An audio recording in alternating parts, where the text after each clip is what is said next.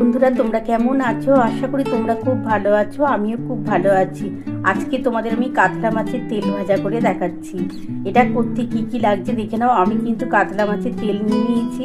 আর এটা ভাজা করার জন্য আমি কালো জিরে, রসুনকে ছোট ছোট করে এই যে দেখো কিমার মতো করে কোচানো আছে, কালো জিরে আছে, পেঁয়াজ আর কাঁচা লঙ্কা, এটা দিয়ে কিন্তু আজকে ভাজা করব। চলো বন্ধুরা ওদিকে কড়াটা বসিয়ে নিই। দেখো বন্ধুরা কড়াটা বসিয়ে নিয়েছি। কড়ার মধ্যে সামান্য একটু সর্ষের তেল দিয়ে দেবো।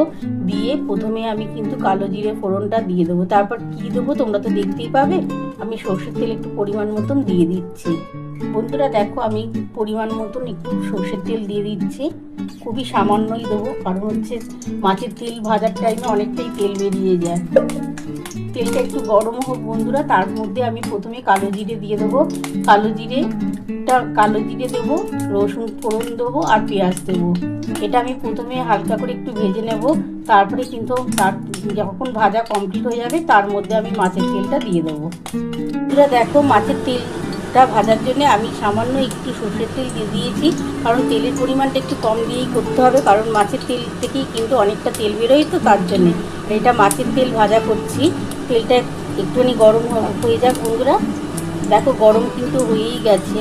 এবার আমি প্রথমে কি দেবো দেখো, কালো জিরে ফোড়ন দিচ্ছি। আমি কালো জিরে ফোড়ন দিয়ে দিলাম, রসুন ফোড়ন দিলাম।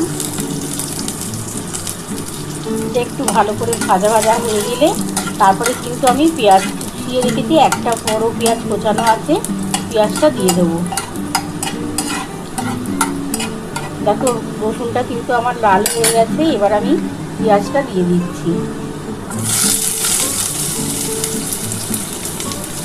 পেঁয়াজটা আমি দিয়ে দিলাম। একটু পেঁয়াজটা হালকা করে ভাজা হলে তারপরে তার মধ্যে কিন্তু আমি মাছের তেলটা দিয়ে দেবো।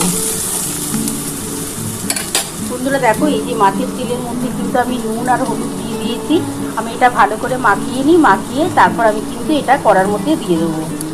বন্ধুরা দেখো আমার কিন্তু পেঁয়াজ, রসুন আর কালো জিরেটা ভালোভাবে ভাজা হয়ে গেছে। এবার কিন্তু মাছের তেলটার মধ্যে দেখো নুন হলুদ মাখিয়ে রেখেছি। এবার এটা আমি আস্তে করে দিয়ে দিচ্ছি।